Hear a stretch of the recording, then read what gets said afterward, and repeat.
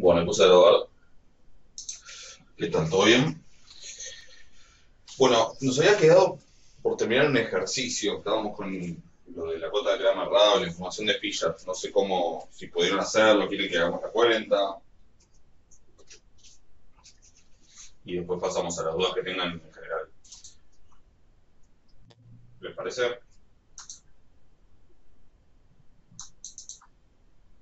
Sí, yo te iba a pedir si podíamos terminarlo porque me hice medio lío. ¿Viste cuando vos habías dicho que podíamos reemplazar el tita al cuadrado por alfa? Sí, sí, tiene sus vueltas la matemática. Ahí lo hacemos. Esperen que tenías el del audio y por eso escuchaba bastante. Esperen que acá enredado entre 15 cables.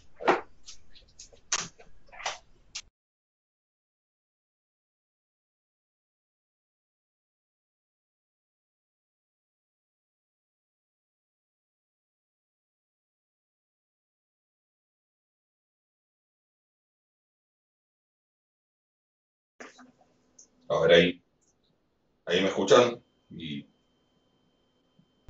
Sí, se escucha. sí, claro, perfecto, listo. Ahora, muy bien. Sí, a ver, recordemos, el ejercicio era el 8 si no me equivoco.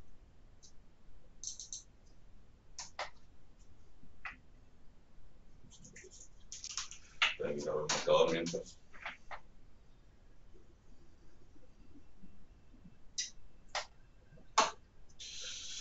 Eh, ejercicio, no, el 8 no, el 7. Ejercicio 7,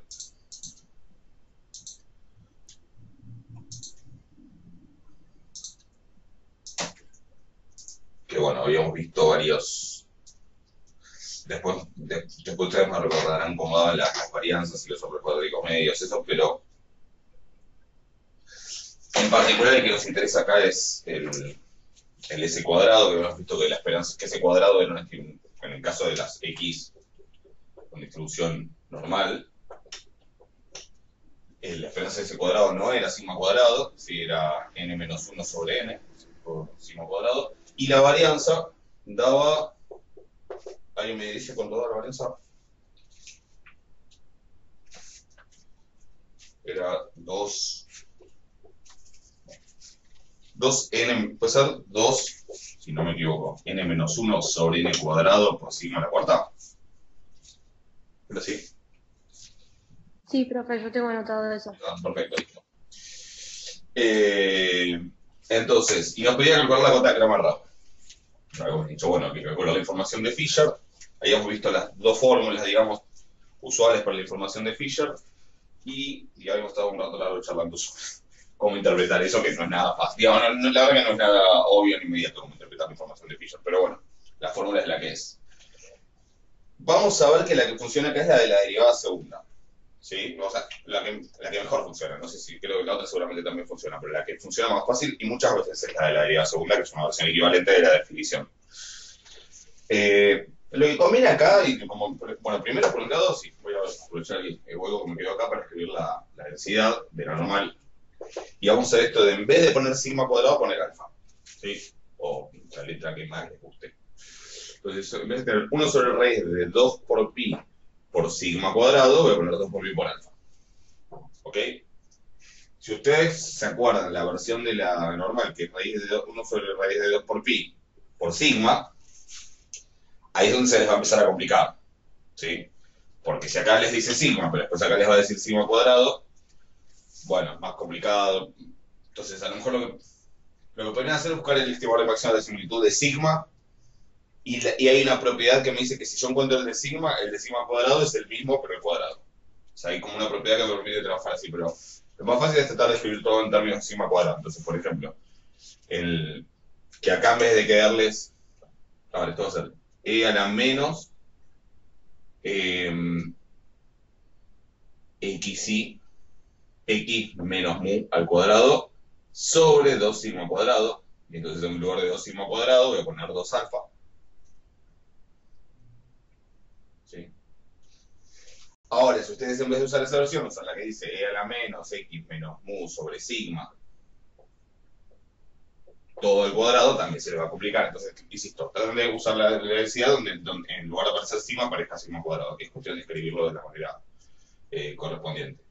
Y entonces, en todos los lugares donde debería decir sigma cuadrado, que son acá y acá abajo en ese cociente, pongo alfa, o la letra que quiero. ¿Hasta ahí estamos?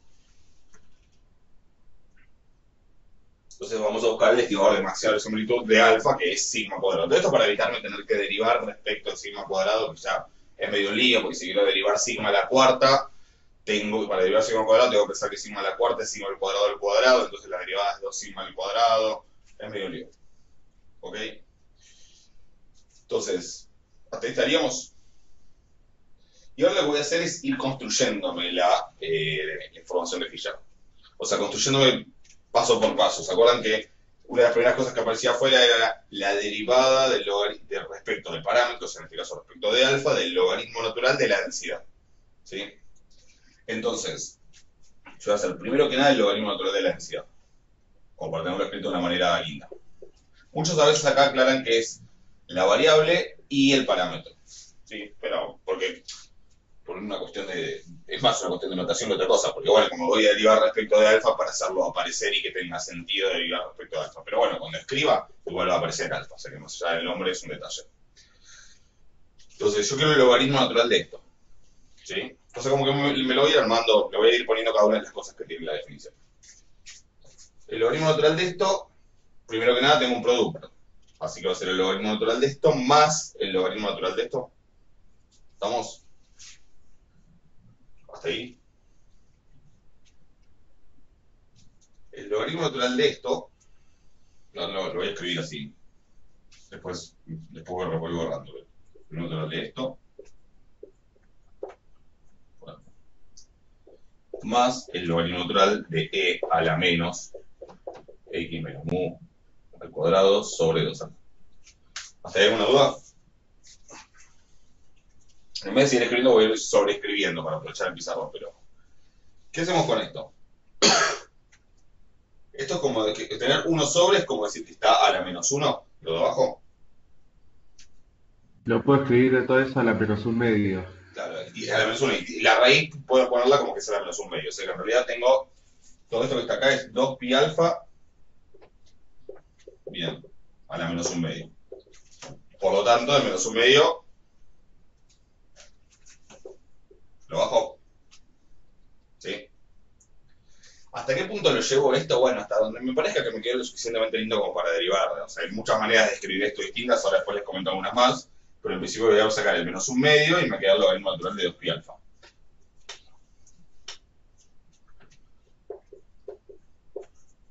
Incluso podría ir un poquito más allá, pero tampoco quiero complicarlo, ahora después les cuento en qué podría ir más allá. Y acá, obviamente, logaritmo natural de e a la algo son funciones inversas, me queda simplemente lo de arriba. ¿Ok? O sea que es menos x menos mu al cuadrado sobre 2 alfa. Entonces estamos, lo tengo más o menos agradable para derivar esto. ¿Ok? Entonces ahora voy a ver cuánto es la derivada respecto de alfa del logaritmo natural de f de e. O sea, esto es más que nada para anotar lo que estoy haciendo. Derivada de esto, ¿sí? Menos un medio por logaritmo natural de 2 por el por alfa. Bueno, empiezo con 1 sobre, ¿no? 2 por pi por alfa. Y ahora, ¿qué me faltó ahí? Por 2pi. Por 2pi, ¿no? O sea, tengo que derivar el 2 por pi por alfa respecto de alfa, así que es por 2pi. Fíjense que el 2pi se me termina cancelando. ¿Sí? El 2pi se me cancela, simplemente me queda 1 sobre alfa. Otra manera de que podría llegar a lo mismo, por eso les decía ahora, les comento otra, es, en realidad acá tengo una multiplicación, incluso acá hay una multiplicación, pero bueno, no tiene mucho sentido. Entonces yo podría separar y decir que eso es menos un medio por logaritmo natural de 2pi, o logaritmo natural más logaritmo natural de alfa. O incluso logaritmo natural de 2 más logaritmo natural de pi más logaritmo natural de alfa, pero bueno, no tiene mucho sentido. Y fíjense que es lo mismo, porque cuando yo derivo esto es constante, o sea que me termina quedando la derivada del logaritmo de alfa, que es 1 sobre alfa. ¿Sí? Son todas diferentes maneras de verlo. Las menciono ahora porque como en la próxima clase vamos a hablar de estimadores de máxima verosimilitud y van a ver que vamos a hacer una cuenta muy similar a esta. Entonces está bueno ir repasando estos detalles. pero sé que ahora la cabeza está puesta en el lunes, o eso espero. Así que bueno, me queda 1 sobre alfa directamente, o sea, menos 1 sobre 2 alfa. Fíjate. ¿Ok? ¿Hasta ahí alguna duda? ¿Qué cuentas, digamos? Bueno, acá en el alfa este está a la menos 1, así que tengo que bajar el menos 1, me queda más, x menos mu al cuadrado, todo eso constante, sobre, y me queda el alfa a la menos 2, o sea, sobre 2 alfa al cuadrado. ¿Hasta acá estamos? ¿Sí? Sí. Acá tengo dos caminos a seguir, recuerden. Ahora yo podría agarrar esto. Yo podría agarrar esto, ¿sí? Y elevarlo al cuadrado, y después tomarle la esperanza. Esta parte recuerden que es la información de Fisher que me da una observación. Después para buscarla de toda una muestra de tamaño n tengo que multiplicar por n. Pero yo podría hacer esto, ¿y eso qué implica? Bueno, eso implica hacer el cuadrado de un binomio, que obviamente va a tener 3 términos, y después en cada uno de los términos tomar la esperanza. No digo que no vaya a salir, pero es medio molesta la cuenta, ¿sí? Si quieren después para practicar, o para divertirse, porque hay gente que se divierte con esas cosas, hagan la cuenta. Pero tenemos la otra opción, que ¿cuál es? La de la otra. La derivada segunda La de y eso sube menos la esperanza. Claro, o sea, hacer la derivada segunda y después es, o sea, primera cosa, la derivada segunda lo que me evita es tener que elevar al cuadrado, porque hago la esperanza, le cambio el signo y ya está. Eso se demuestra, yo no di la demostración de esa fórmula, digo, tampoco lo naturalicen tanto, porque no hay ninguna novedad, pero resulta ser que por ciertas propiedades, porque la esperanza de lo que está, la esperanza de esto, lo que llaman los scores, es 0, bueno, uno puede hacer un par de idas y vueltas y probar que son lo mismo, ¿sí? Estas dos expresiones. Entonces, ya con ahorrarme el cuadrado de tener una suma ya va a estar bueno. Este no es el caso, pero incluso muchas veces pasa que la derivada segunda hasta es más simple que la primera por el tema de que alguna constante se me va o algo por el estilo, ¿sí? Este no va a ser el caso, no sabe ninguno de los dos términos, pero igual, digo, si quieren después prueben este camino para ver que realmente en muchos casos es bastante más simple el de la derivada segunda. Pero yo voy a hacer la derivada segunda respecto de alfa dos veces, el logaritmo de la densidad. Acá estoy escribiendo medio feo, pero ahora les hago una aclaración. No medio feo por la letra, que también, pero otra cosa. Entonces acá tengo menos 1 sobre 2 alfa. Esto es como un alfa a la menos 1, que baja el menos, ¿sí? Y me queda la menos 2. Así que esto es 1 sobre 2 alfa al cuadrado. ¿Ok? Y acá tengo como un alfa a la menos 2, que baja el menos 2, que va a quedar negativo. Se me va a cancelar el menos 2 con este 2, y me queda x menos mu al cuadrado sobre alfa al cubo. ¿Ok? Creo que está bien la cuenta. La estoy viendo rara, pero no importa. Y ahora en el paso donde tengo que tomar la esperanza, y acá es donde digo que lo estoy escribiendo medio feo. Si yo acá estoy poniendo f de x mayúscula, acá vengo escribiendo f de x minúscula porque bueno, es la función de densidad. Pero técnicamente recuerden que acá no tengo la función de densidad, sino que la función de densidad se la estoy aplicando a la variedad vectorial x, como cuando hacíamos esto de g de x mayúscula, ¿sí? Bueno, ¿qué función le estoy aplicando a la variedad vectorial en este caso? Su propia función de densidad. Es medio raro, digamos, verlo así, pero es su propia función de densidad, se estoy aplicando a x, o sea que esta es una x mayúscula, y esto es lo que hace que tenga sentido ahora hablar de la esperanza, ¿sí? Porque lo de aplicar la esperanza a algo que es aleatorio. Entonces, vuelvo arriba, espero no haberme equivocado en las cuentas. Yo no sé por qué será porque estoy medio dormido y tengo miedo de haber hecho medio lío. A esto ahora le voy a hacer la esperanza. Y tengo la esperanza de 1 sobre 2 alfa al cuadrado, bueno, es 1 sobre 2 alfa al cuadrado, eso obviamente no cambia. Menos la esperanza de x menos mu al cuadrado sobre alfa al cubo, el alfa al cubo es constante, ¿sí? O sea que el 1 sobre alfa al cubo lo puedo sacar afuera, o dejarlo abajo como quieran, y lo que me queda, sí que tengo que calcular la esperanza, es la esperanza de x, la variable aleatoria de x, la distribución normal, mu sigma cuadrado, menos mu al cuadrado. Y queda esa esperanza. La varianza. Es la varianza, es La definición de varianza, ¿no? X menos su esperanza, o su aumento de orden 1, al cuadrado de tu esperanza, y eso por definición es la varianza. ¿Sí? La varianza de X, que en el caso de una normal, mu sigma al cuadrado es ¿cuánto? 1. Una normal, mu sigma al cuadrado. Sigma al cuadrado. Es Así me ahora. O sea, alfa, ¿no? O sea, esto es alfa, digo, lo que llamamos alfa. Así que no está bien la cuenta entonces. Esto es alfa, así que si hago alfa por 1 sobre alfa al cubo, me queda 1 sobre alfa al cuadrado. O sea, 1 sobre 2 alfa cuadrado menos 1 sobre alfa cuadrado, ¿sí? Si hacen la cuenta, o puedo sacar el factor común 1 sobre alfa cuadrado, como quieran, termina quedando menos 1 sobre 2 alfa cuadrado. ¿Ok? ¿Hasta ahí estamos? Recuerden que la información de Fisher, como seguía el camino de la derivada segunda, es menos eso. O sea que está bien que haya aparecido el menos. O sea, la información de Fisher, que me da una variable aleatoria para alfa, o sea, para sigma cuadrado, esto sería, volviendo a sigma cuadrado, esto es menos 1 sobre 2 sigma a la cuarta. ¿Sí? Volviendo a eso, la información de Fisher de una observación para sigma cuadrado sería menos eso, o sea que es 1 sobre 2 sigma a la cuarta. ¿Estamos de acuerdo con el cálculo? ¿Alguna duda?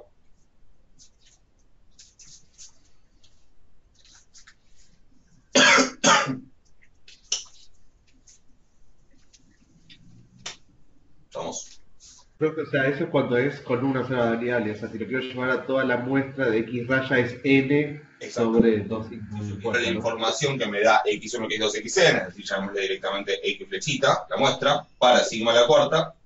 La información que me da es n veces la información de una sola. Entonces, esas son propiedades que se demuestran, insisto, no es que, si bien es intuitivo, si nos creímos el concepto de información, por sigma al cuadrado, todo esto se muestra y entonces me termina dando n sobre 2 sigma a la cuarta. ¿Estamos? Y por lo tanto, la cota de Cramer-Rao para sigma al cuadrado de la distribución normal, recuerden que es 1 sobre la información. ¿Sí? Esa es la definición que habíamos dado. Y el teorema Rao se refiere básicamente a esa cantidad. Así que la cota de Cramer-Rao para estimar sigma al cuadrado en la distribución normal es 2 sigma a la cuarta sobre n. ¿Sí? Es bastante, o sea, si uno lo hace ordenado la cuenta sale, pero es engorrosa, porque además implica como un cambio de perspectiva permanente. Primero tengo que acordar las propiedades del logaritmo, ¿sí? Después tengo que derivar respecto del parámetro. Entonces, en ese momento en que derivo respecto del parámetro, lo variable, en el sentido de variable funcional y respecto a la cual derivo, es el parámetro, y la x es una constante, ¿sí? Y todo lo demás es una constante. Que sí, no debería ser un problema porque ustedes hicieron un análisis de dosis y se supone que hicieron ese ejercicio ya, pero es una cosa. Y después tengo que cambiar la perspectiva a la hora de tomar la esperanza y pensar que la variable es qué cosa. Cuando hago la esperanza. Es la variable y que es la constante. Que pusiste que era X mayúscula, ¿no? Claro, o sea, la variable cuando tomo la esperanza es la variable aleatoria. O sea, ya ahora estamos hablando de lo variable y lo constante, tiene que ver con lo aleatorio y lo aleatorio, no con la variable respecto a la cual derivo. O sea, ahí la variable pasa a ser X mayúscula, sí, X, y el parámetro de repente y todo lo demás que aparezca pasa a ser una constante en el sentido de ser algo que no es aleatorio, ¿sí? O sea, o variables degeneradas. Entonces, como que también es medio fácil meter la pata por ese cambio de perspectiva. Pero si uno lo hace con cuidado, sale. Tampoco son cuentas imposibles. Es simplemente cuestión de esto, digo, escribirlo ordenadamente. Entonces, la cota de Cramer-Rao es 2 sigma a la cuarta sobre n. Entonces, recordemos qué me dice el teorema de Cramer-Rao. Cualquier estimador insegregado de sigma al cuadrado va a tener varianza mayor o igual a esto. ¿Estamos de acuerdo? Si no me equivoco, el que habíamos llamado sigma cuadrado sombrero tenía esa varianza. ¿Puede ser? En lo que fíjense lo que tiene anotado. Este.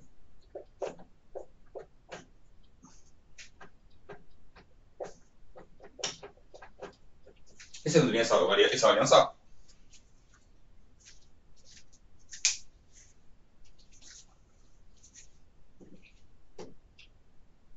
Sí, sí.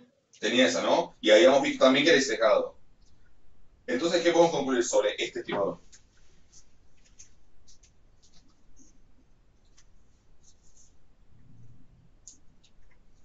Que es eficiente en sentido absoluto, ¿no? Eficiente, exactamente. Es un estimador eficiente, eficiente en sentido absoluto.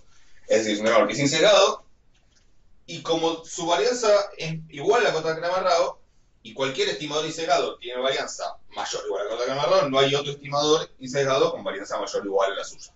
Así que si es un estimador insesgado y no existe otro estimador insesgado con varianza mayor, con varianza estrictamente menor, es eficiente en sentido absoluto. ¿Hasta ahí se entiende? ¿Hay alguna duda? Lo que después me pide el ejercicio, ahí en ese caso, es que chequee que la varianza del S cuadrado es más chica, de hecho, 2 sigma a la cuarta. Si ustedes hacen la varianza de S cuadrado, entonces que chequee esto, que la varianza de S cuadrado es menor estricto a la cota de Cramer-Rao para sigma cuadrado, ¿sí? Les digo qué hacer, o sea, en realidad, uno podría hacer como hicimos la otra vez, ¿no? Poner esta acá y despejar, etcétera. Pero por ahí, bueno, sale igual, pero hay otra cosa más fácil de decir, bueno, si yo tengo 2 sigma a la cuarta, estaría acá, 2 sigma a la cuarta sobre n, que es la cota, yo puedo multiplicar arriba y abajo, digo, no se les tiene por qué ocurrir esto, ¿sí? O sea, si hacen lo que hicimos en la clase pasada, les va a andar, así que no se preocupen. Yo para hacerlo más rápido les digo, bueno, multiplico arriba y abajo por n, así que me queda 2n sigma a la cuarta sobre n cuadrado, y si en vez de poner n arriba pongo n menos 1, eso obviamente me da más chico. O sea, si multiplico en vez de por n, multiplico por un número positivo más chico, me va a dar más chico. Y eso es precisamente lo que tengo acá. Sí, o sea que ahí está probado que la cota de Cramer-Rao es estrictamente más grande que la varianza de ese cuadrado. ¿Ok? Insisto, ustedes si quieren partir de poner esto menor a esto y despejar y probar que después pueden volver atrás, está bien igual. ¿Ok? La pregunta medio obvia a esta altura con todos los comentarios, las agregaciones que hicimos, me parece que medio obvia, es ¿cómo puede ser que haya obtenido un estimador? Lo voy a hacer así como dramático. ¿Cómo es posible que la varianza de algún estimador de sigma al cuadrado me dé más chico que la cota de Cramer-Rao? ¿Y cómo es posible? Porque no es insesgado. Claro, porque no No es creo que es insesgado. asintóticamente insesgado. Si no es insesgado, pueden dar la varianza que se le cante. ¿Sí? De hecho, existen estimadores con varianza cero. Les propongo uno. Este estimador de la varianza, vamos a llamarlo sigma cuadrado Alejandro, ¿qué varianza tiene?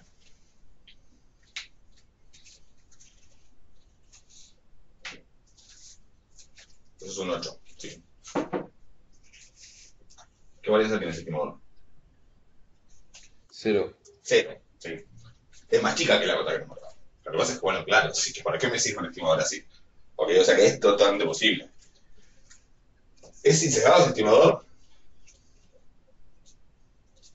¿Cuánto es su esperanza?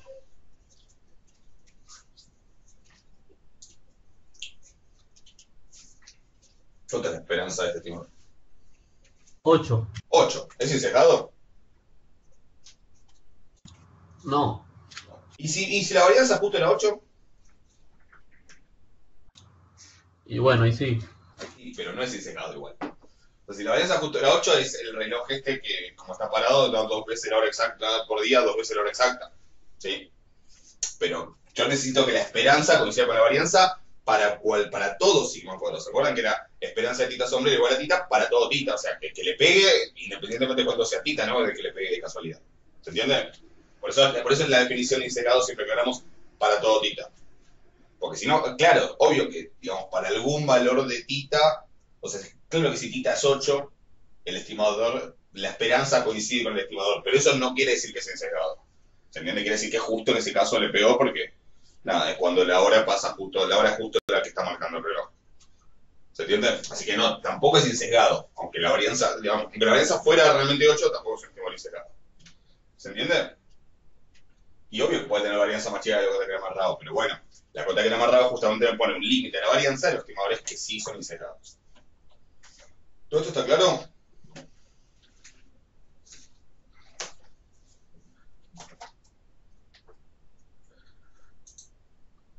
¿Alguna pregunta hasta ahí? Profe, Sí, No, yo te quería hacer una pregunta, pero de otro ejercicio.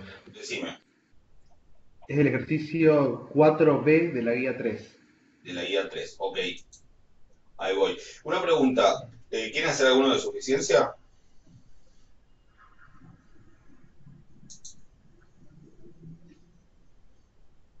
¿Llegaron a ver el tema? ¿Estimadores suficientes?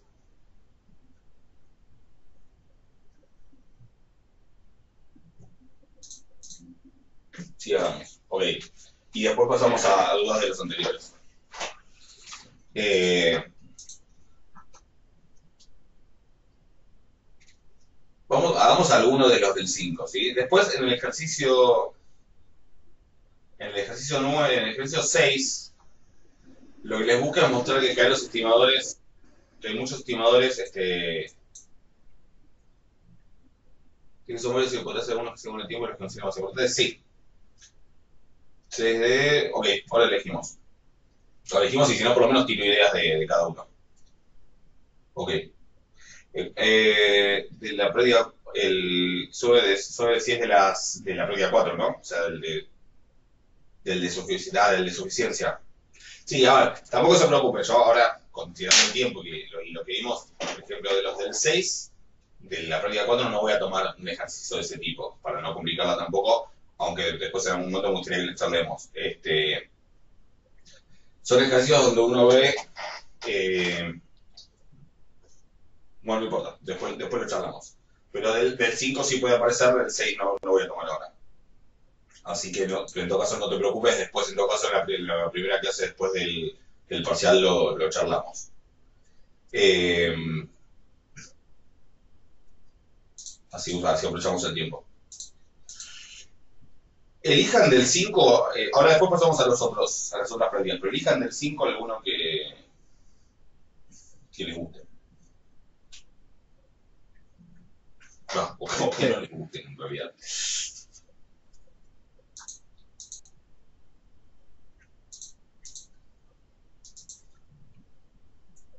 ¿Te puedo hacer una pregunta? Sí, sí, De bueno. este que acabamos. El D, ok, Cuando, sí, sí. sí, cuando sacaste la esperanza, Sí. no me queda claro en el segundo término de x menos mu al cuadrado sobre alfa a la 3, ¿cómo le pusiste la esperanza a eso? Ah, simplemente hay un compañero que identificó, como decía, alguien me dice D o B, me dice C o B. Bueno, ahí vemos. Como había quedado esperanza de x menos mu al cuadrado, eso es simple, eso es así, lo vimos en su momento, es la definición de varianza. ¿Sí? Esa, la variable le resta su media, porque mu es la esperanza en la distribución normal, lo elevo al cuadrado y le hago la esperanza, o sea, momento centrado de orden 2. Esto es lo mismo que decir mu 2. ¿Sí? Y esto acá podrías poner M1 si querés, es lo mismo. Eso por definición es la varianza de la variable. ¿Estamos de acuerdo?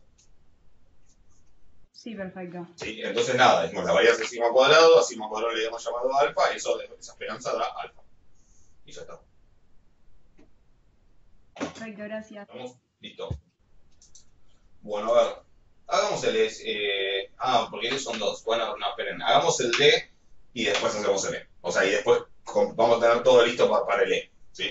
El D también es complementario. Lo raro del E es que es un estadístico. Estamos hablando no de un solo parámetro, sino de un parámetro bidimensional, es decir, de dos parámetros pensados juntos. ¿Sí? Entonces, en el D, o sea, el D es la gamma, la distribución gamma, y estamos buscando estadísticos suficientes para alfa, y el lambda lo tengo dado ahí, lo pone como un 1. Si quieren, ahora cambio algo para que sea más asible. Vamos a hacerlo, voy a hacer el D, pero en vez de hacerlo para una gamma alfa 1, ¿sí? Lo voy a hacer por una gama alfa y otro número. ¿Por qué? Porque quiero que ese número no se me pierda. ¿Sí? Voy a hacerlo por una gama alfa 5. Pero no cambian nada, en realidad, ¿sí? Va a ser lo mismo. Es decir, tengo una gama con lambda conocido. Quiero probar que el estadístico T igual a la productoria es de igual 1 hasta n de las XY es un estadístico suficiente para alfa. Hay una definición de estadístico suficiente, leí en la clase teórica, está en el apunte, tiene algún sentido cuando uno la piensa un rato, ¿sí?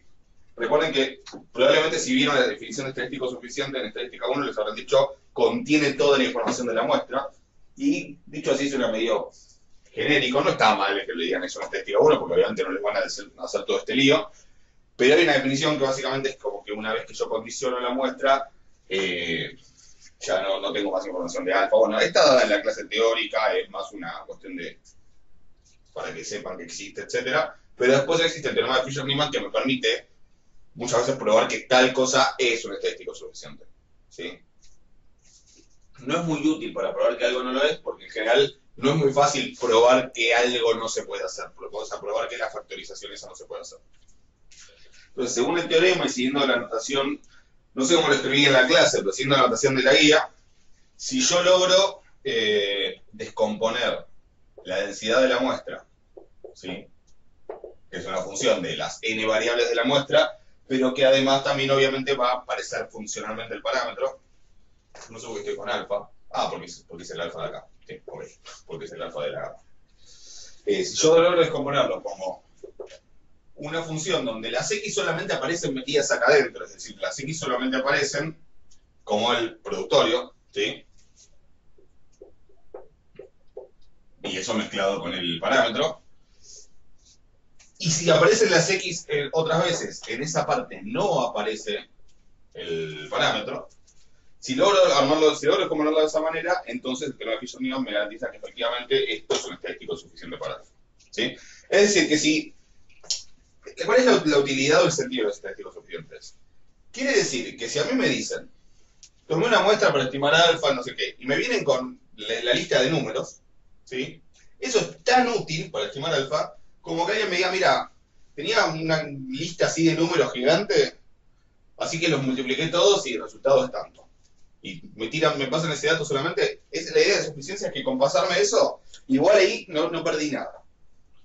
¿Se entiende? O sea, si viene alguien y me dice, no, pero es esto, no sabes qué andás multiplicando estos números y decime el resultado, le digo. ¿Sí? Quiere decir que no pierdo nada si me pasan solo ese dato. Obvio que, si a mí me dicen, multipliqué 3 números reales, ¿no? O sea, no números naturales, son números reales, y me dio 15,3, no puedo reconstruir quién es cada uno de estos números, ¿no? ¿Eso está claro? O sea, hay muchas maneras de multiplicar 3 números positivos y me dé 15,3. Eso lo ven, ¿no?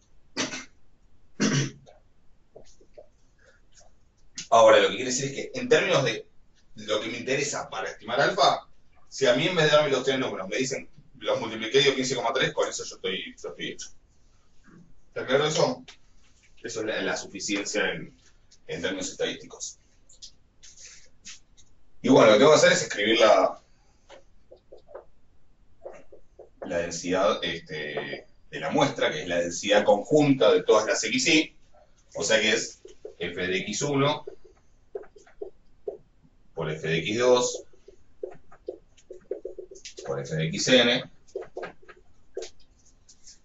y todas esas son la densidad de la gama, ¿sí? Es decir, que tengo la gama, o sea, todas estas en realidad son la misma función, solo que las voy a escribir con distinta variable, porque esto es una función de n variables, por lo menos en las x. Y detalle, no se olviden de eso, ¿sí? No se olviden de esos subíndices. Si se olvidan de esos subíndices, ahí les va a dar cualquier cosa. Y esto va a ser importante también, este tipo de cuenta, cuando hagamos máxima verosimilitud. Entonces, la gama, recuerden, era escrita en términos de alfa y lambda, era lambda la alfa, o sea, 5 la alfa, sobre gamma de alfa. Profe, Sí. creo que va un 1 ahí. En la guía aparece un 1, no un Por 5. eso digo, lo cambié porque para después ver el E no quiero perder dónde estaba el lambda. ¿Sí? Pero tampoco les quiero poner lambda para no confundir. Entonces, en vez de 1, cambié por un 5. Pero obvio, el ejercicio de la guía lo que tienen que hacer es poner 1 en lugar de 5. ¿Estamos de acuerdo? ¿Se entiende? O sea, le puse un 5 porque si uno pone 1, uno le da su 1 y listo, desaparece. Uno se olvida de dónde estaba el lambda originalmente. Entonces lo puse el 5 ahí con una especie de testigo del lambda, pero es la misma cuenta si ponen un 1. ¿Ok? Entonces, 5 a la alfa sobre gamma de alfa por x a la alfa menos 1, pero claro, ¿qué x? x1. por E a la menos lambda por X, o sea, E a la menos 5 por X. ¿Está bien así, escrito?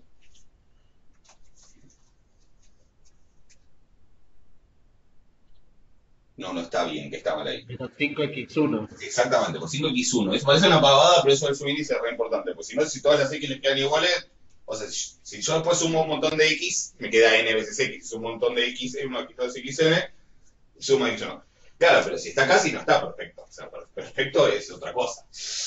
Bien, entonces, ahora lo mismo con x2. Entonces tengo que hacer por 5 a la alfa por gamma de alfa por x2 a la alfa menos 1 por, y no les voy a hacer de vuelta para que caigan, pero ya saben, ya está, e a la menos 5, x2.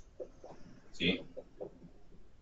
Bueno, y así seguiría hasta poner 5 a la alfa sobre gamma de alfa por xn a la alfa menos 1 por e a la menos 5 xn. O sea, no tengo que olvidar ese subites. ¿Ok?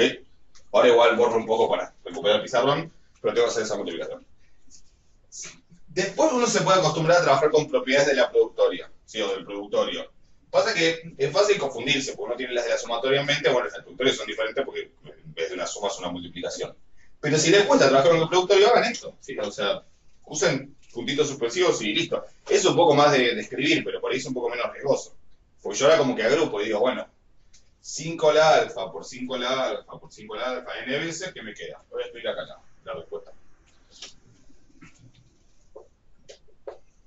Ahí me va a quedar, bueno, puedo escribir el denominador. Toda esa fracción como 5 alfa sobre gamma de alfa, todo eso a la n. Con la n, ¿no? O sea, que a ver, es una propiedad de la productoria, que si yo tengo algo constante, que recuerden que en ese caso constante significa que no depende del índice del producto, si lo saco sale elevado a la cantidad de factores. Es una propiedad, si la quieren me pueden usar, pero bueno, si uno no tiene claras las propiedades, así aunque sea, zafamos. Entonces 5 al alfa sobre gamma de alfa es 5 al alfa sobre gamma de alfa a la n. Si quieren distribuir y ponerle la n ahí, no va a cambiar mucho en ese caso. ¿Sí? Acá lo único central para esto es ¿qué le pasa a las x? Si yo logro que separarme a todas las x que no estén metidas adentro de este estadístico, de esta fórmula, separarlas del alfa como un factor aparte, y que eventualmente lo que queda mezclado con las alfa dependa de esto, entonces listo, no tengo estadístico suficiente. Después sí, no cambia mucho la cosa. Las x1, x2, xn, fíjate, tengo x1 a la alfa menos 1, por x2 a la alfa menos 1, por xn a la alfa menos 1. Bueno, las puedo juntar todas y poner cada una, pero están todas a la alfa menos 1 multiplicando, la potencia es distributiva respecto del producto, así que lo puedo pensar como x1 por x2 por xn, todo la alfa menos 1. ¿Eso lo ven?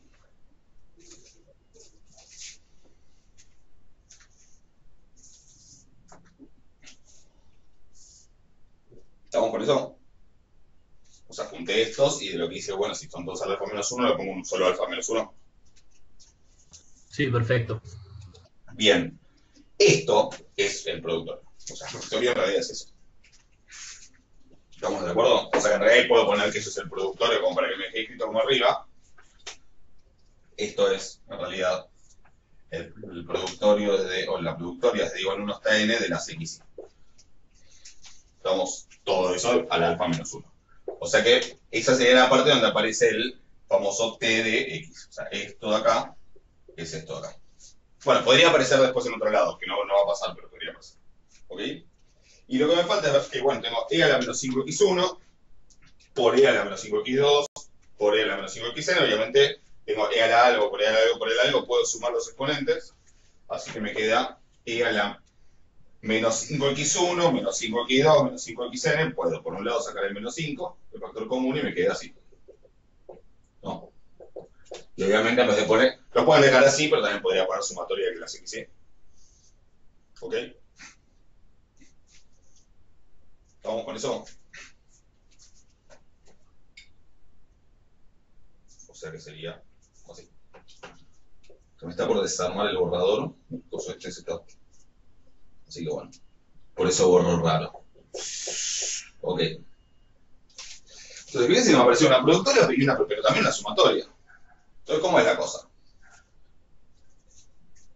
Ah, bueno, pero la sumatoria no se me mezcló con los alfa en términos de factores, ¿no? O sea, yo puedo decirle, por un lado tengo esto, y tengo la sumatoria así, pero esto no tiene alfa, eso es lo importante.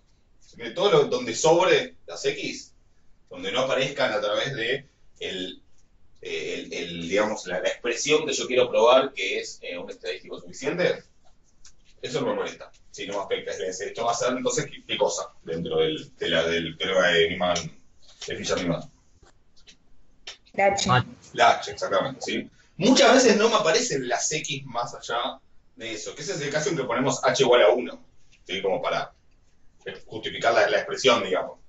Pero, digamos, no tiene por qué aparecer. Si no aparecen, no pasa nada y va a seguir siendo estadístico suficiente el otro. Lo importante es que, bueno, tener ese margen. Si aparecen, mientras no estén mezclados con el parámetro, está todo bien. Acá también aparecen las X, en esa productoria de las X, sí, pero esa no la pude separar del parámetro porque está acá, sí, está elevado en la alfa menos 1. Sí, ese sí que no lo pude separar. Pero entonces, si yo a esto le llamo G y a esto le llamo H, o sea, le llamo G de T de X, es decir, el parámetro. Bueno, vamos a aprovechar acá. Y a esto le llamo H. Listo. Por el teorema de Fisher-Riemann, esta expresión es un estadístico suficiente. ¿Se entiende? Profe, una pregunta. O sea, que si en todo caso en el cual no me aparezca la expresión, si yo le pongo siempre que H es 1, entonces ya por el teorema lo puedo justificar que es suficiente. Sí, de hecho, a ver, yo hasta podría justificar, por el teorema, pongámosle que yo le pongo G a todo. Y acá pongo un 1 con H. Justificaría que este estadístico bidimensional, producto de XY, suma de XY, es suficiente. ¿Sí? O sea que está bien, le estoy poniendo algo que en realidad no me hace falta para estimar alfa, que es la suma de XY. Obvio que si algo que tiene toda la información, le meto más información, sigue teniendo toda la información. Le meto información inútil, digamos, sigue teniendo toda la información. Porque uno se queda como con la idea de que, el estadístico suficiente para alfa de la gama es el producto. No, en realidad, uno podría inventar muchísimos estadísticos suficientes. ¿Sí? De hecho, hacerle transformaciones a esto también me da estadísticos suficientes en realidad. Pero, digamos, ese es un caso, ¿sí? Pero, o sea, simple, cuando no te aparecen otras X, pones H igual a 1 y entonces justificás que la parte donde sí te aparecieron es un estadístico suficiente. ¿Se entiende? No se queden con la idea de que existe el estadístico suficiente. No, o sea, este es un estadístico suficiente. Hay otros que también. ¿Se entiende? Eso más o menos. Sí, perfecto, profe, gracias. Bien, entonces yendo al E, o sea, esto prueba que, conclusión general por teorema de Fisher-Riemann, T es un estadístico suficiente para el parámetro alfa. Yendo al ejercicio E, que en realidad me pide probar, que ya casi lo tenemos, de hecho yo lo escribí, que esto, ¿sí?, es un estadístico suficiente para el parámetro bidimensional alfa lambda, o sea, es decir, para los dos parámetros juntos de la gama, ya sale, porque fíjense, por eso yo puse el 5, para que no se me perdieran el lambda. Si en vez de poner 5 yo pongo lambda, me queda que la densidad conjunta de la muestra es esta. Y ahora sí que a esta suma yo no la puedo separar del parámetro alfa lambda. Porque no lo puedo separar de lambda. ¿Se ve? O sea, cuando yo era solo con alfa, esto es como que estaba aparte, ahora no está aparte. ¿Lo ven? Pero bueno. O sea, la G es de la sumatoria, la productoria, alfa y lambda. Claro, la G es todo. ¿Y H quién es? 1. 1, de vuelta, no. Es lo mismo que escribí recién. Entonces, si toma todo como G, y H como 1, porque, para poner la H, como, digamos, ¿dónde aparecen las X? Bueno, las X son la suma y el producto, o sea que son como un estadístico, pero que es un vector en realidad, es un vector de dimensión 2, ¿sí? Entonces, la productoria y la sumatoria, tomadas como algo junto, todo junto, son un estadístico suficiente para estimar alfa y lambda de la gama. ¿Se entiende? En este caso particular, además, la productoria es un estadístico suficiente para estimar alfa y la suma es un estadístico suficiente para estimar lambda. Es como que los podría hasta separar. Entonces, no hice la cuenta del lambda, pero también la pueden hacer y enseguida se van a dar cuenta. Entonces, fíjense que si yo le llamo H a esto, si pienso el alfa como dado, ¿no? Como un número conocido, como algo conocido, y le llamo H a esto, y gamma y G a todo el resto, a esto con esto, pruebo que este es un estadístico suficiente para lambda, si quieren escribanlo después. Pero no es que siempre es que cuando tengo algo bidimensional, para estimar algo bidimensional, uno corresponde a uno, cada uno corresponde a uno, ¿no? O sea, no necesariamente es esa la relación. En este caso será. ¿Ok? De suficiencia, esto es lo que hay que saber, básicamente. ¿Sí?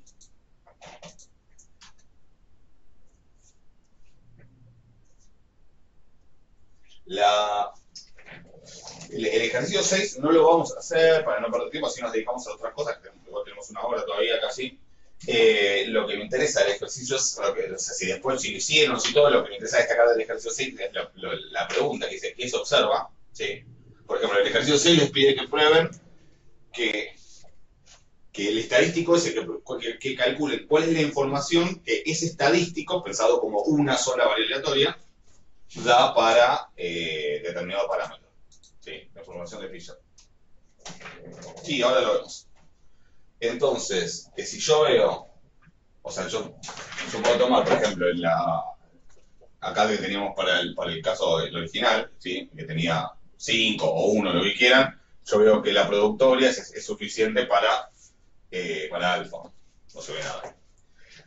Si yo calculo la productoria la información de esta T como una sola cosa, digamos, pensándolo como una única variable, la información que me da para alfa la puedo calcular. También puedo calcular una información que toda una muestra completa me da para alfa, como calculando la de una X y multiplicando por N. La conclusión en la que van a llegar en todos los casos es que la información da lo mismo. Es decir, que la información de Fisher, digamos, que la suficiencia no solamente garantiza esa definición que vimos en clase con la probabilidad condicional y eso, sino que de hecho es una propiedad que la información de Fisher de un estadístico suficiente es la misma que la de toda una muestra. Lo cual, en algún sentido, muestra que como que es bastante acertada la definición de estadístico suficiente que vimos, y también la definición de información de Fisher, o sea, como que coinciden. ¿Sí? La información de Fisher de un estadístico suficiente es la misma que la información de Fisher de toda la muestra completa. ¿Sí? O sea que no solo guarda la información de la muestra en sentido genérico, sino que también guarda la información de Fisher de la muestra. Esa es la conclusión a la que tienen que llegar si hicieron el ejercicio. ¿Estamos de acuerdo?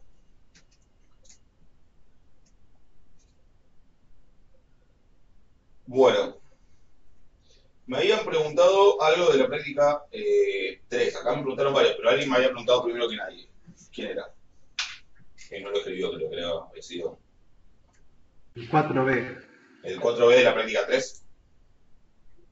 Sí. El 4B. El de las ventas diarias, que eran uniformes, etc. Sí.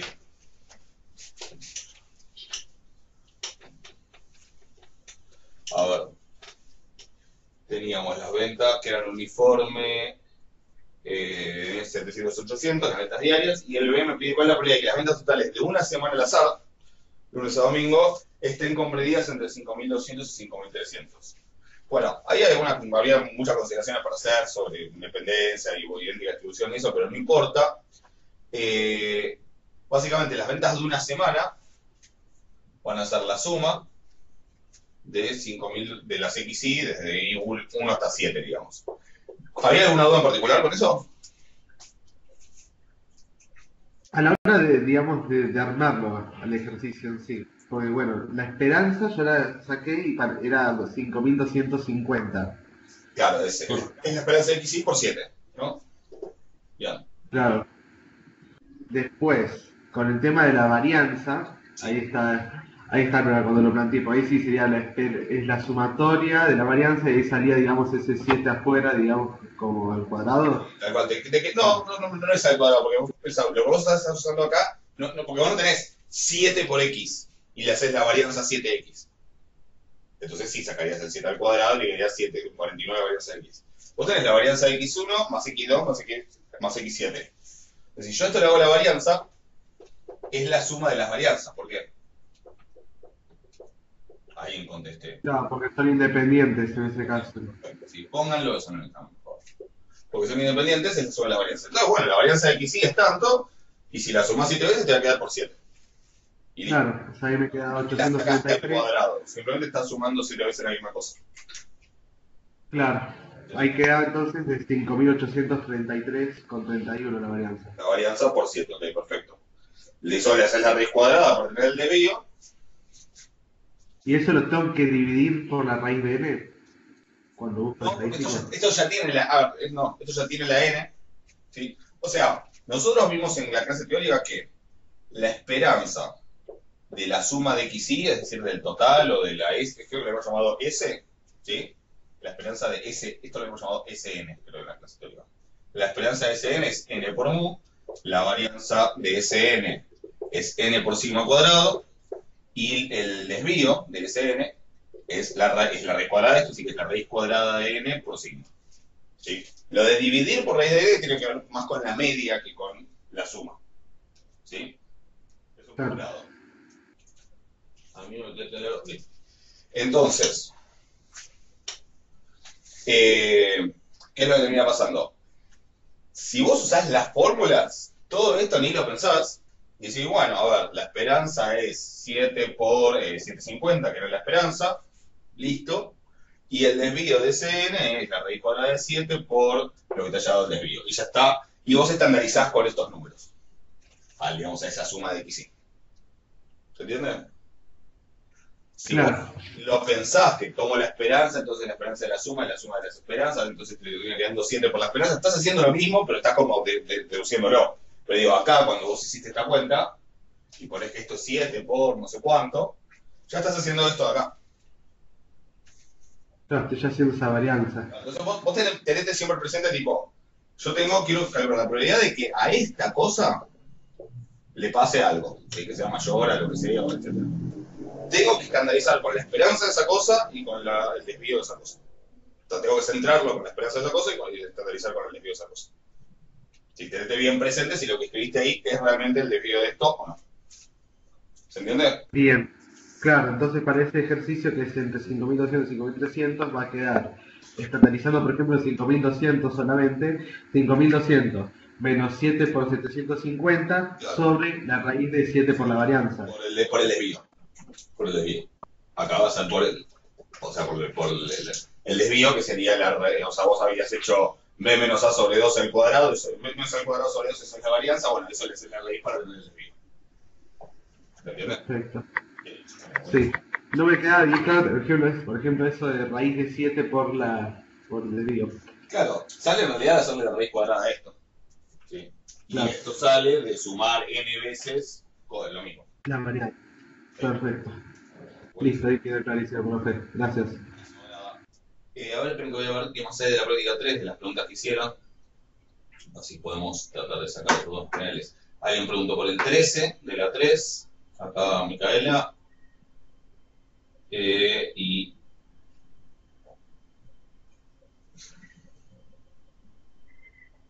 el 1B, ok.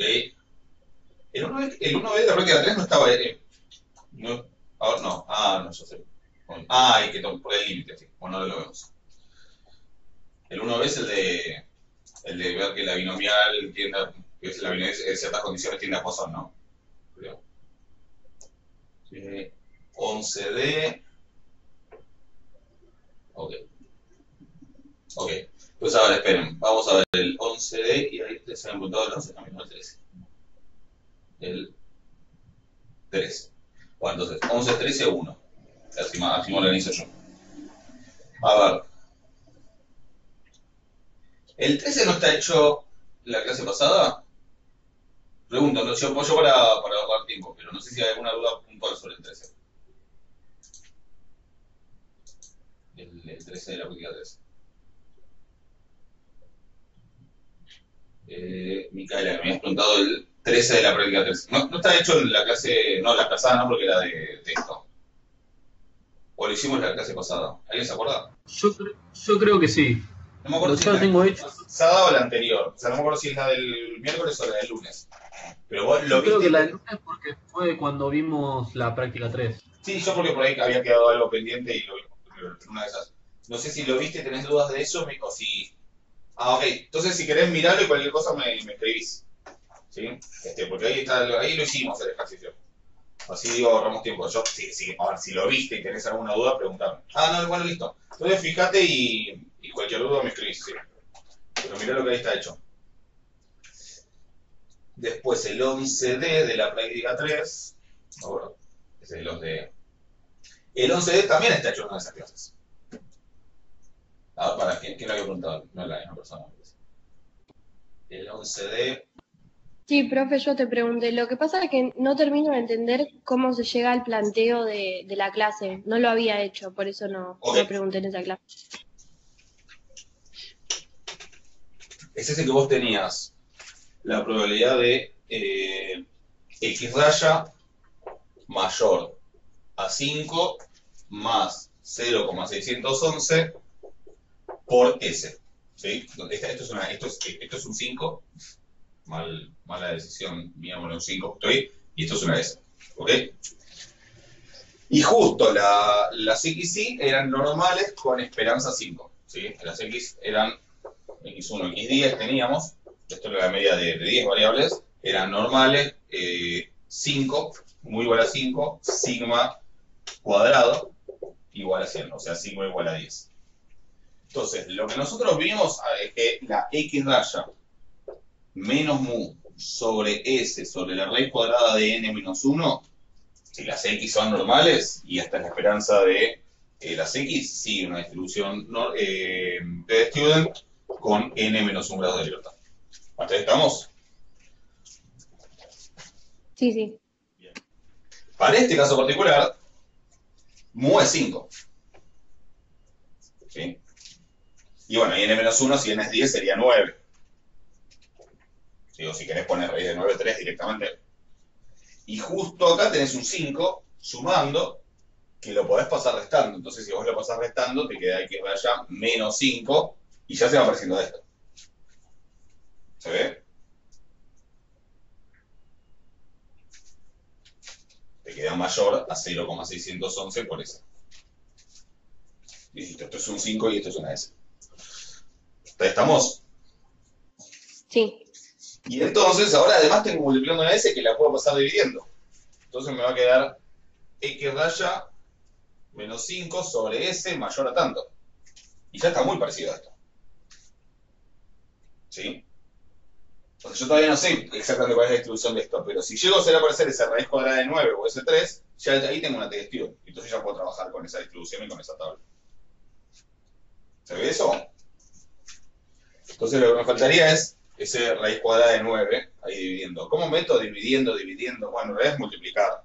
Pero si querés más fácil, yo puedo decir, bueno, en vez de decir que tengo S sobre raíz de 9, puedo decir que tengo X raya menos 5 por, o sea, bueno, esto sería sobre 3, por esto dado vuelta, o sea, por 3 sobre S.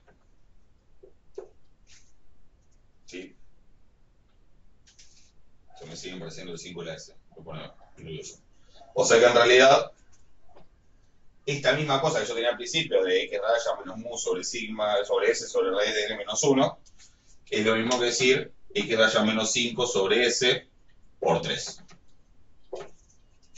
¿Ok? O sea que esta cosa, que es lo mismo que había puesto al principio, tiene distribución de student con 9 grados de libertad, con n menos 1.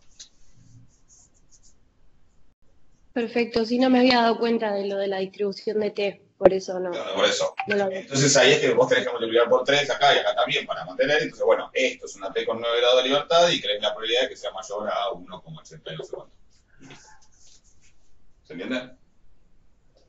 Sí, profe, perfecto. Buenísimo. Gracias. Cualquier cosa igual mirate en la clase que ahí estaba, lo habíamos hecho, lo habíamos completado. Y de la práctica 3 también me preguntaron el 1B. Después no sé si alguien más tenía algo de la práctica 3, fíjense. Pero el 1B, por ahí que tuviste, ¿quién me lo preguntó ahora?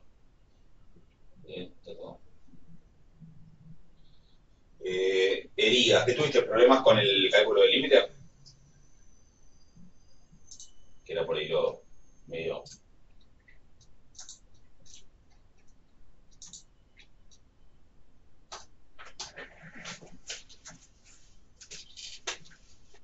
No supiste cómo calcular el límite. Ok. No, es que el tema, habría que hacer el límite y después decir lo que está en el... No, claro, no está hecho en el apunte. Esa cuenta creo. Sí debe estar en clases anteriores, pero bueno, mandar a encontrar ya, con tantos cuatrimestres. Ese es el que tienen las X, X1, etcétera, que donde las XY siguen una binomial, N, lambda sobre N sería el parámetro P, que es decir, N va aumentando, pero en clase vi que vimos por arriba acá, ¿verdad? N va aumentando, pero a su vez el P va disminuyendo proporcionalmente, ¿sí? O en forma inversamente proporcional, ¿sí? Y ese es el caso en el que uno puede, digamos, que el caso de N grande, lambda chiquito, P chiquitito, el que uno puede aproximar con la Poisson. La FGM la habíamos calculado, creo que habíamos hecho eso, habíamos calculado la FGM en clase, si quiere la de una binomial, que es 1 menos P más P por E a la T a la N, donde P es lambda sobre N, entonces me queda 1 menos lambda sobre N más lambda sobre N por E a la T a la N. Esto sí lo vimos, y eso sí que lo vimos porque me acuerdo que esto quedó escrito varios días en el pizarrón. O sea que yo venía acá, entraba a esto que no es solamente un aula, también es una habitación, hay ropa y todo. Profe, Y sí, decime. ¿te puedo hacer una pregunta? Decime. En estos ejercicios lo que yo no entiendo es por qué si en la binomial es P y N, por qué es como que se cambian. O sea, ¿por qué la N está donde siempre ponemos la P y la lambda sobre N está donde ponemos siempre la N? Está bien la pregunta. Lo que estamos diciendo acá en realidad es, yo tengo esta situación. X1 es una binomial 1 y démosle un valor lambda, 7. ¿Sí? X2 es una binomial 2, con n igual a 2 y p igual a 7 medios, o sea 3,5. X3 es una binomial con n igual a 3 y p igual a 7 tercios. Son números, ¿sí? Entonces, lo que estoy diciendo es, cada una de las XY tiene un P diferente, ¿sí? Y ese P es algo dividido en N. Ese algo puede ser cualquier cosa, ¿sí? X, si yo sigo acá, digo X100 es una binomial con N igual a 100 y P igual 100, 7 centésimos, o sea 0,07, ¿sí? La N grande, la P chiquitita. Esto va atendiendo a una distribución de Poisson con parámetro lambda igual a 7. Eso es lo que estamos diciendo, ¿sí? Le puse lambda porque termina siendo el parámetro de la Poisson, pero le podría haber puesto A, o le podría haber puesto un número directamente. ¿Se entiende? O sea, yo tengo un parámetro N y un parámetro P. Como ese P va cambiando para cada una de las X, ¿sí? Acá esto es XN, ¿sí? Como que la XN tiene un parámetro que va cambiando, bueno, lo voy dividiendo por N, simplemente aclaro. Pero uno podría decir N y acá poner P igual lambda sobre N. ¿Sí? O sea, el P de cada una de las XN es diferente, bueno, diferente cómo, porque es cierto número dividido por N. Claro, pero o sea, a mí lo que me causa, o sea, como que siento que está al revés porque por lo menos en la hoja de fórmulas que vos nos subiste, la binomial pone primero a la P y después a la N. ¿Ah, sí? No sé si es lo mismo, se puede dar vuelta, digamos, y no hay problema. En el apunte, yo siempre pongo primero la N y después la P. En el apunte estoy seguro que está así. En la hoja de fórmulas, que no la hice yo, la había hecho Romy, que era un ayudante que tenía, puede ser que lo haya puesto al revés. No se haga mucho drama con eso, o sea, como les dije, hay diferentes usos en las parametrizaciones, esas cosas, puede ser que le pongan P y N. Yo toda la vida le puse primero N y después P, y capaz que ni le presté atención. Pero si es así, si es por eso, no te preocupes. O sea, acá estamos diciendo... Ah, bueno, gracias. Sí, sí. Y si quieren, pónganlo al revés, pues en la hoja de fórmulas para no hacerse lío, pero es lo mismo. Lo importante es que está claro que uno es el parámetro que me da cantidad de intentos y de repeticiones, y el otro es la probabilidad de éxito. ¿Ok? ¿Está claro eso? Bueno, entonces, esta es la función ganada de momentos, que, insisto, me acuerdo que estuvo varios días escrita en el pizarrón, y el punto M pide que te tome el límite a esto, y que entonces verifique que me quede, que en base a eso, bueno, decida cuál es la distribución límite. La manera de hacer... ¿No hice esta cuenta? Ah, no, a lo mejor lo hice en la clase de repaso de estadística actual. La mejor manera de hacer esto es primero juntarme estos términos. Porque fíjate, la mejor manera de hacer cualquier límite es Cuando es empezar, digamos, yo quiero ver a qué tiende esto, ¿sí? Y la mejor manera de hacer es primero fijarse qué está pasando. Cuando n tiende a infinito, ¿a qué tiende lo de adentro? A 1. A 1, ¿sí? ¿Y el exponente? A infinito. Claro, si n tiende a infinito, n tiende a infinito, ¿no? Entonces, 1 al infinito. Uno dice, bueno, listo, 1 a cualquier cosa a 1, está todo bien, ya está. No. 1 al infinito es una de las indeterminaciones, ¿sí? Porque básicamente piensen que si esto fuera en vez de 1, fuera 1,01 al infinito, o sea, la más infinito, ¿qué pasaría?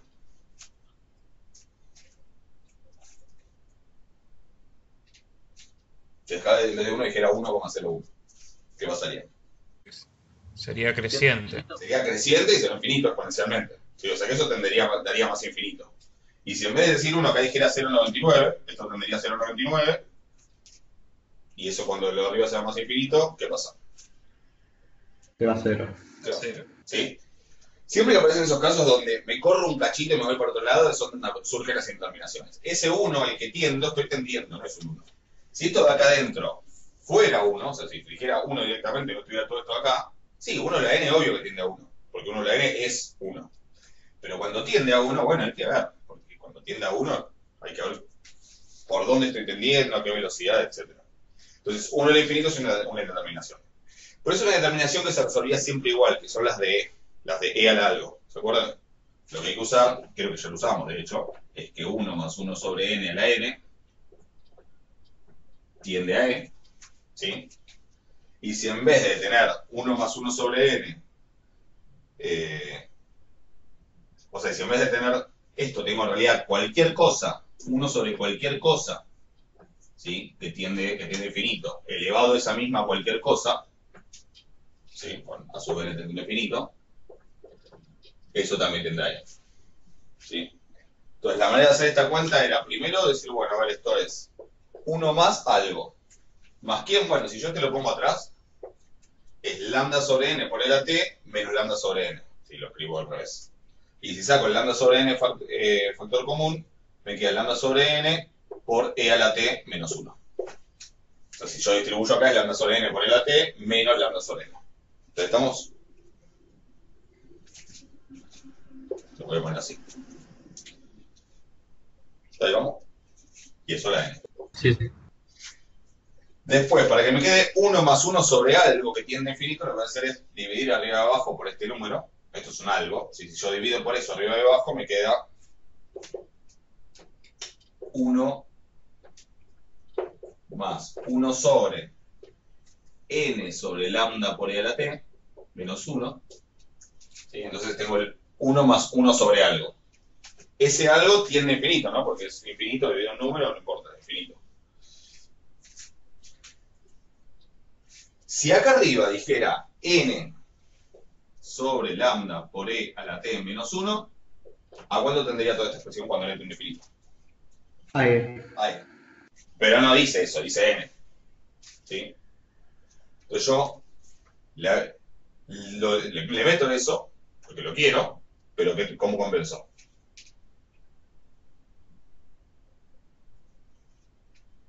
O sea, yo tengo...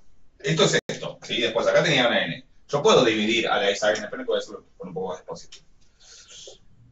Yo tengo esa n, ¿sí? O sea, hasta acá estamos, que esto lo reescribí así, listo. Yo quiero que acá arriba, en vez de n, diga dividido lambda por e a t menos 1. Entonces le puedo poner el dividido lambda por e a t menos 1. Pero ¿qué tengo que hacer también? Elevar todo eso al denominador. Ahora, en principio, lo que tengo que hacer Compensarlo. es multiplicar, ¿no? En principio lo que tengo que hacer es multiplicar para compensar una división. Pero además, como eso es un exponente, sí es cierto que esa multiplicación la puedo pensar como que en vez de estar multiplicando, simplemente estoy haciendo una potencia de potencia. Hasta ahí estamos. Entonces, todo lo que está entre corchetes, ¿a qué tiende? Ahí. Ahí. ¿Y el exponente a qué tiende? Hay un exponente porque no hay una n. Claro, no hay ninguna n, así que es constante. Si el exponente tiende a lo mismo. Entonces, si el exponente tiende, si la base tiende a e y el exponente tiende a eso mismo, toda esa cosa tiende, no es igual, perdón, tiende, después ustedes escribanlo bien, a e a la lambda por e adelante menos 1. Eso es lo que da el límite. ¿Sí? Que es lo primero que pedía el ejercicio 1b, que es, bueno, calcular el límite cuando n tiene infinito. Ah, no decían calcular el límite, decían probar tal cosa, no importa. Yo hago el límite, ¿y qué pasa con esto que me quedo?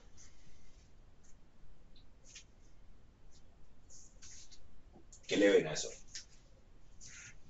Claro, es un tema de inversión. ¿Por qué? Porque esto, mira, me quedó igualito que el FGM de la Poisson. ¿Sí? Entonces, el teorema no es de inversión, sino el teorema de continuidad, porque estamos hablando del límite. El teorema de continuidad de Levi me dice, bueno, como las FGM de las XN tienden a la FGM de una Poisson, entonces las XN convergen en distribución o tienen distribución asintótica de Poisson, de parámetro lambda. ¿Se entiende? Ahí sería por el teorema de continuidad, XN converge en distribución, es una D, a la distribución de Poisson, de parámetro lambda. ¿Se entendió eso? Por ahí es lo más molesto es la cuenta, digamos, que es recordarse estos límites con él. ¿Sí? Buenísimo. ¿Algo más de la 3? Si no, paso a las preguntas que me dejaron de la 2.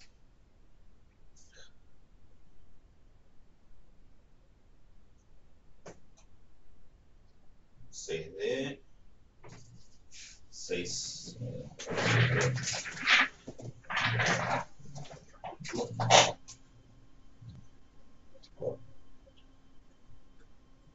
Muy mucho de la 2.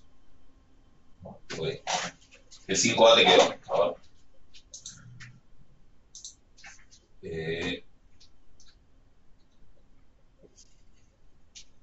A ver. ¿No lo habíamos hecho hace? A ver. No, lo habíamos empezado a hablar de esa empresa. El problema con no resolución. Llega a estandarizarla, ok. La estandarización la haces con, a ver, la probabilidad de que X raya, la diferencia absoluta entre X raya y mu sea inferior a tanto. La absoluta entre X raya mu sea inferior a 100, con una probabilidad de al menos 0,99, o sea, mayor o igual a 0,99. Y pide que el n, el tamaño de muestra B. Claro, me quedó la estandarización 1 sobre 3, porque cuánto era la... el desvío estándar es 300, ok. 3 raíz de n. Claro, si estandarizás te queda, sí, dividís por el desvío de x raya, que es 300 sobre la raíz de n, dividís acá por 300 sobre la raíz de n, te quedaría 300, y acá te quedaría la raíz de n. Multiplicando, ¿sí? Dividís, así que es 1/3 por la raíz de n. Bien. Y ahora, y esto lo puedes pensar adentro del módulo o fuera del módulo porque es positivo, o sea que podrías ponerlo así. ¿Ok? O sea que tenés la probabilidad de que una normal estándar, de que el módulo de una normal estándar en realidad sea menor a 1 sobre 3 raíz de n, o a raíz de n sobre 3, pongamos, que lo que sea mayor o igual a 0,99. Después es fácil ver que si uno aumenta esto mejora, o sea que podemos hacerlo igual y después lo tendríamos para arriba. ¿Sí? Entonces, yo quiero, y acá es donde siempre que es probabilidad de que el módulo sea menor a algo, claro. ¿Por qué es módulo? Porque dice diferencia absoluta. Que la diferencia absoluta entre X raya y mu. Entonces, como que diferenciar ya sea positivo o negativo. ¿Sí? Si no, bueno, sería lo mismo así que la diferencia entre la media muestral y la poblacional esté entre menos 1/3 y 1/3. ¿Verdad? ¿Sí? Ahora sí. Y después acá lo que uno hace con el módulo es, lo habíamos hecho esta cuenta en algún momento, pero cuando quiero aprender que el módulo sea menor a algo, en general lo puedo calcular como, que sería básicamente, esto esté entre menos raíz de n sobre 3 y raíz de n sobre 3, terminaba quedando, esta probabilidad terminaba quedando 2 veces la acumulada, o sea, la acumulada de la normal estándar, en raíz de n sobre 3, menos 1. Y entonces si despejan de ahí, sale. ¿Sí? Podrás completarlo con eso, si no, cualquier duda me decís. Listo. De nada. Me preguntaron de la 2, el 6 es D, creo, 6C.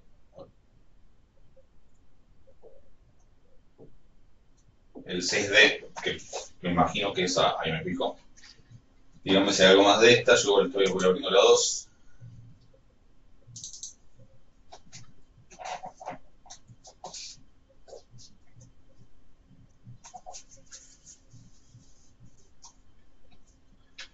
Ok, el 6D es de la probabilidad de X sobre Y.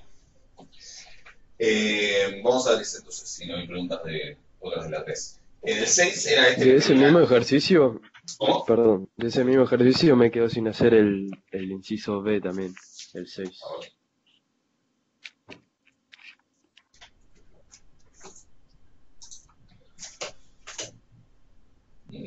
Si la ganancia hasta la cual se acumula el 95% de la probabilidad fuera de 600, ¿cuál sería la media poblacional? La ganancia hasta la No, cual se acumula el 95% de la probabilidad. no. ¿Cuál? De la práctica 2 decís. Claro. Ok, listo. Entonces vamos con ese. El 6 de la práctica 2 era el que tenía la X que valía 0 o 1 y la Y que valía cualquier número natural de 1 en adelante. Entonces, y teníamos la función de probabilidad, o sea, el rango conjunto básicamente era 0, 1 por los naturales, ¿no? Por los 1, 2, etc. O sea, en todas las combinaciones de esos dos. Y la función de probabilidad puntual, para los valores del rango, daba 2x sobre 2 a la i más 2, más 1 menos x sobre 2 por 3 a la i menos 1. ¿Ok? Entonces, en el D, ¿y vos cuál me decís que te quedó sin hacer el C? ¿O el E? No entendí. O el B, no, el B. El B, sí. El B. Habíamos calculado la marginal, no, me parece que no. Para hacer el B, que es la marginal, ahora hacemos el D. El D, que es la marginal para X, ¿la cuenta la llegaste a hacer? Y la duda es con lo de la Bernoulli o la cuenta la hiciste. O sea, ¿qué tengo que hacer? Sí. ¿Qué tengo que Yo hacer? lo que había hecho era, bueno, la probabilidad de X, entre paréntesis había puesto XY, o solo X es. Lo que te pide el ejercicio es que busques la marginal para X.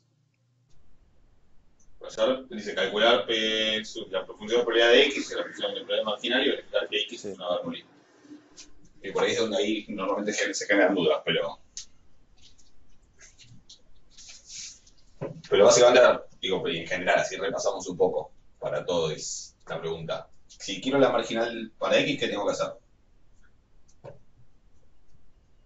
Y tengo esta. Yo tengo la de X, la del vector, ¿no? La de XY. ¿Qué tengo que hacer? Tenés que hacer la sumatoria solo con la otra variable. Claro, tengo que hacer la suma para todos los valores del rango, pero de la otra variable. O sea que tengo que sumar para ir desde 1 hasta más infinito esta expresión. ¿Sí?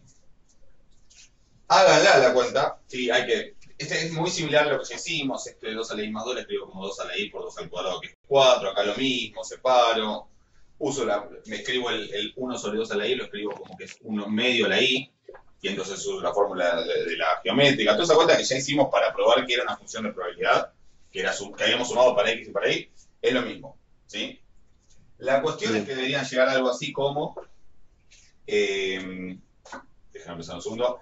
X sobre 4 más 1 menos x o más 1 menos x por 3 dividido 4. ¿Sí? O sea, hagan la misma cuenta que hicimos para el punto A, háganla solamente que sin la otra sumatoria. O sea sin la sumatoria en x y obviamente tratando a x y a 1 menos x como constantes. ¿Sí? Porque si estoy sumando en y, esto es un número, esto es un número. ¿Ok? Deberían llegar a esto. Entonces, ¿cómo interpreto? Y después me dice, y verificar que es una Bernoulli. ¿Cómo verifico que eso es una Bernoulli? Porque a mí la fórmula de la Bernoulli me la enseñaron distinta. Era algo así como P a la X por 1 menos P a la 1 menos X. A mí me han tirado esa de la Bernoulli en estética 1 y 2. Claro, por ahí pasaba mi duda más que nada. Bien. Sí. ¿Qué pasa? La Bernoulli está bien. ¿Cuál es la función de probabilidad de la Bernoulli? Para mí es esta. La verdad que la manera fácil de pensarlo es que la función de probabilidad de la Bernoulli es esta. ¿Qué pongo acá? 0 y 1. 0 y 1. Y acá pongo 1 menos P y P. Con lo cual, tener cualquier función que me digan para los X de rango, que son 0 y 1, ¿es esto o es esto? Lo importante es que cuando le evalúo en 0 me dé 1 menos P y cuando le evalúo en 1 de P. En particular, si es una Bernoulli un cuarto, lo que tiene que pasar es que cuando evalúo en 1 me dé un cuarto y cuando evalúo en 0 dé 3 cuartos. No hay mucha ciencia. Fórmulas que hagan eso, hay 30 millones, o sea, infinitas. O sea, si quieren, les puedo inventar un polinomio de grado 15 que cumpla con eso. ¿Sí?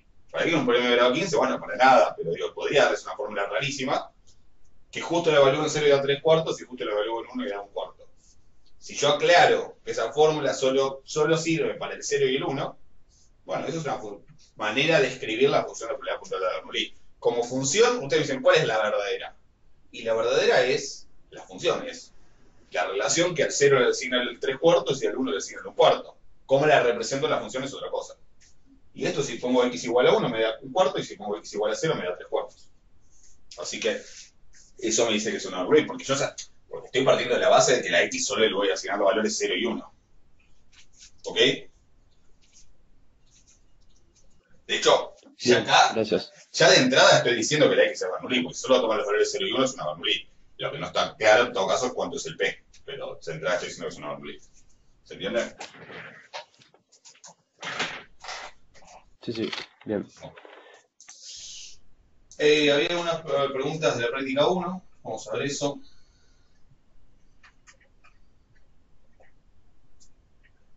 A ver. Interno no tenía ninguno. Tampoco.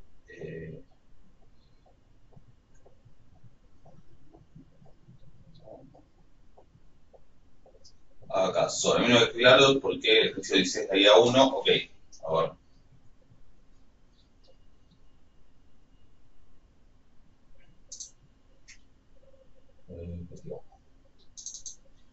Sí, yo te pregunté, pero justo lo explicaste. Era lo de la binomial de la NP. Ah, Me pasó ok, lo mismo. la P de la binomial es lo mismo, pero en vez de la T pones P. O sea, es 1 menos P más P por T a la N. Claro, no me daba porque estaba poniendo P y N al revés. Ah, ok. Entonces no me terminaba. Es el mismo tema del orden de los parámetros. Sí, sí, no se traten de no hacerse lío con esto. O sea, sepan que se van. Y además, digo, pero se lo digo a cero como porque van a tener otras materias de gubernamentría o estadística vectorial y después van a seguir trabajando en estas cosas. Sepan que en los libros de estadística se van a encontrar con de todo. Que ponen los parámetros al revés, que le ponen un nombre distinto, que le ponen un nombre distinto y significa lo mismo, o le ponen un nombre distinto porque significa otra cosa. Y hay que estar atentos y chequear y acostumbrarse.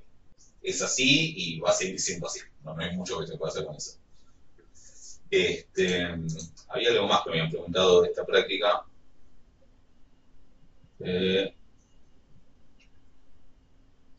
No, a ver, salió.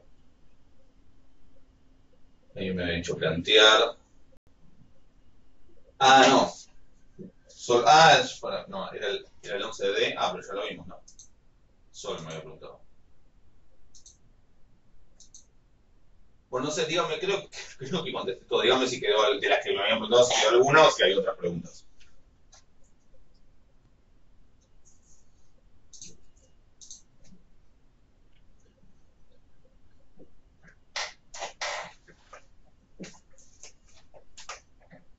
¿Ya armaste el parcial, profe? Así que, en función de la clase de hoy, puedo decidir. Puedo decidir para bien de ustedes o puedo decidir para mal de ustedes. Así que, pero no lo armo todavía.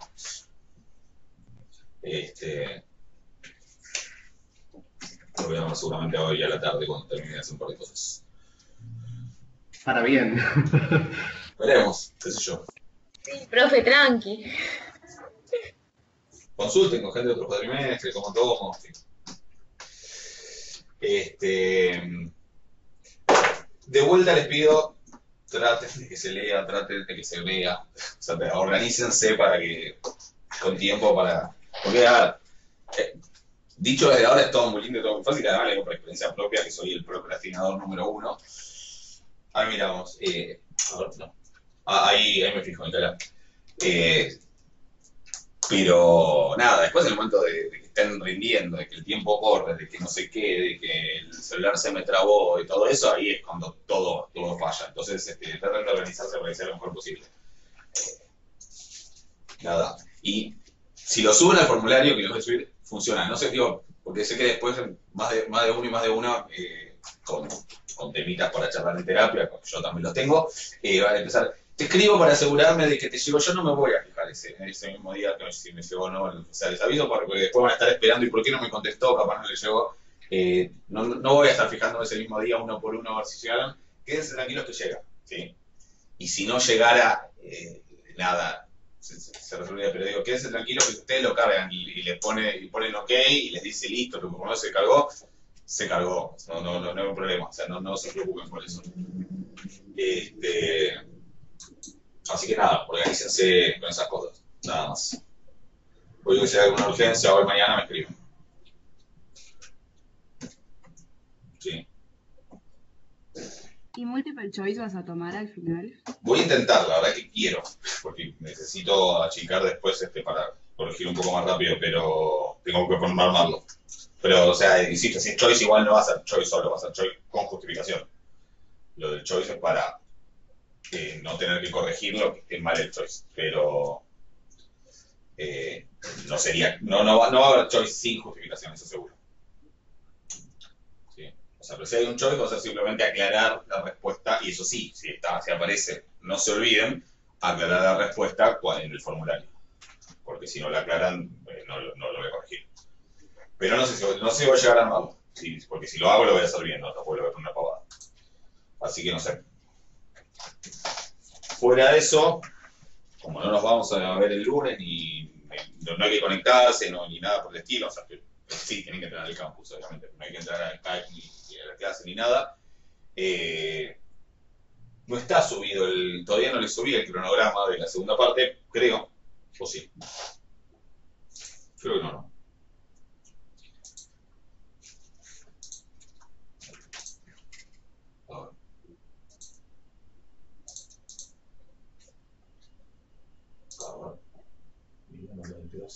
No, creo que no está.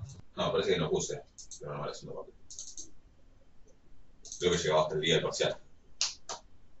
Sí, lunes 25 parcial. Bueno, les cuento, no es muy... No les voy a decir nada muy revelador, pero lo tienen que hacer el miércoles y ver la clase que sigue. Sí, la teórica que sigue. El consejo preparcial, sí, estudien, hagan ejercicios y tómense las cosas con calma. Sí. Y después, consejo de parcial general de cualquier materia, lean primero todos los enunciados, arranquen por lo que saben hacer y no se obsesionen con un ejercicio que no les sale. Si algo no sale, lo dejan para el final. Si al final les sale, buenísimo. Porque si no les sale al final, pero hicieron el resto, está todo bien. Si no les sale al principio y están 2 horas con un ejercicio y no llegan a hacer el resto, ahí es donde las cosas se complican. Pero eso es consejo. No se obsesionen, igual es consejo para la vida, si quieren. Pero, para mí también es consejo. Pero, no, en serio, fíjense, lean todo y empiecen por donde saben. Eso es un consejo para cualquier materia, no para esto.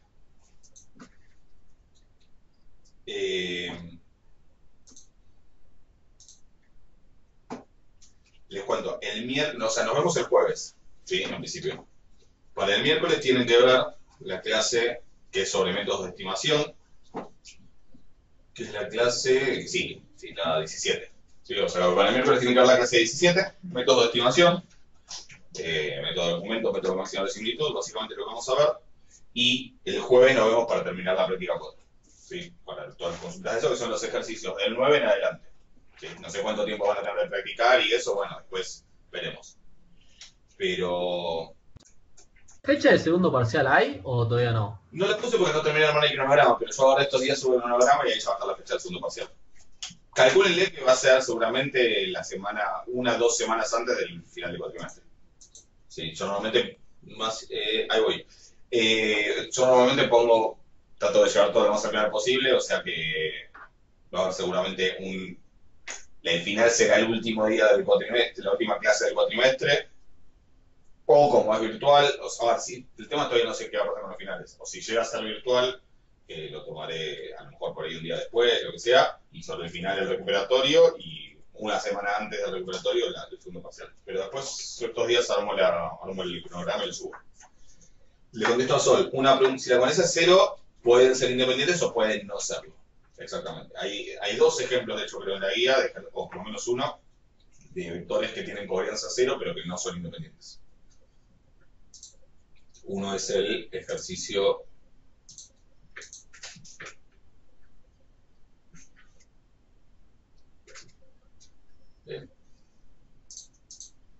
de nada, a ver. ¿Cuál es el que tiene?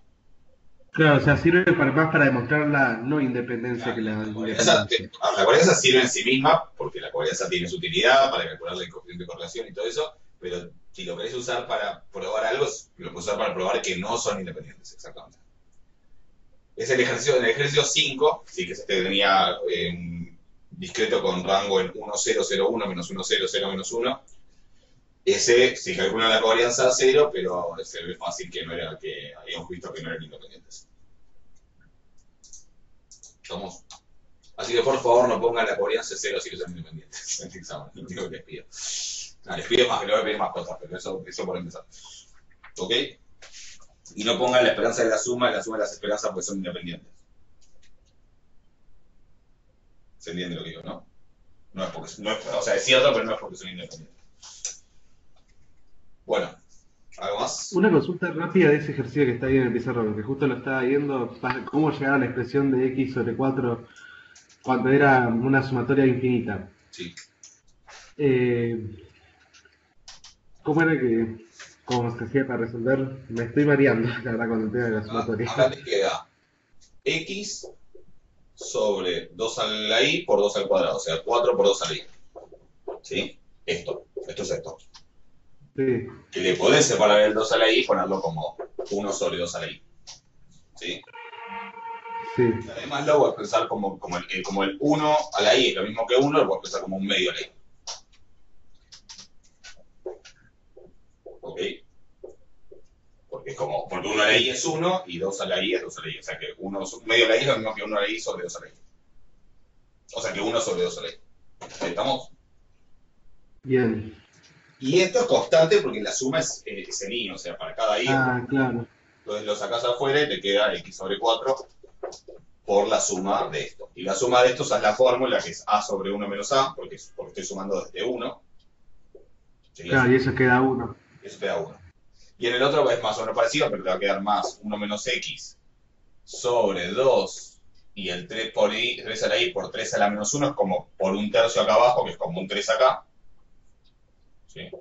O sea, en vez de poner un tercio acá abajo, dividir por un tercio, multiplicas por 3.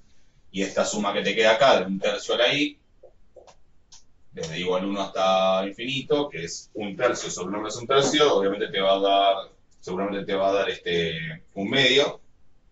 Entonces te termina quedando el 3/4. Ahí está. Esto es constante, no para eso.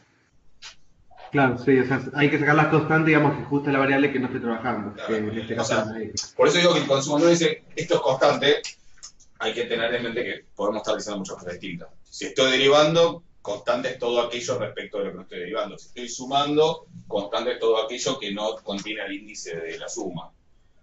Si estoy integrando, constante es todo lo que no depende de la variable de integración. Si estoy calculando una esperanza, una varianza, constante es todo lo que es aleatorio. Como que hay que tener en mente qué significa constante en cada caso. Lo usamos como medio de comodín, pero significa muchas cosas. ¿Okay? Perfecto, profe, gracias. De nada. Buenísimo. Bueno, ¿algo más? ¿Alguien?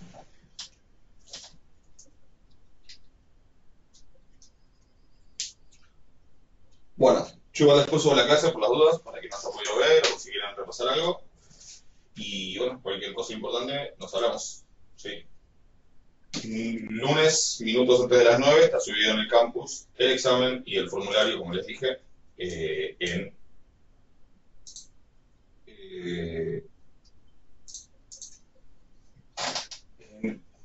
digo ya, lo repito porque yo lo había dicho, lo que es la cursada, actividades. ¿Sí? De nada, buen fin de semana dentro de lo que se pueda hacer el examen de estadística y nos vemos el jueves que viene. ¿Sí? Estén bien. Nos vemos. Perfecto, profe. Buen fin de semana. Igualmente. Gracias. Chao, profe, buen fin de. Buen fin de. Chau, chau.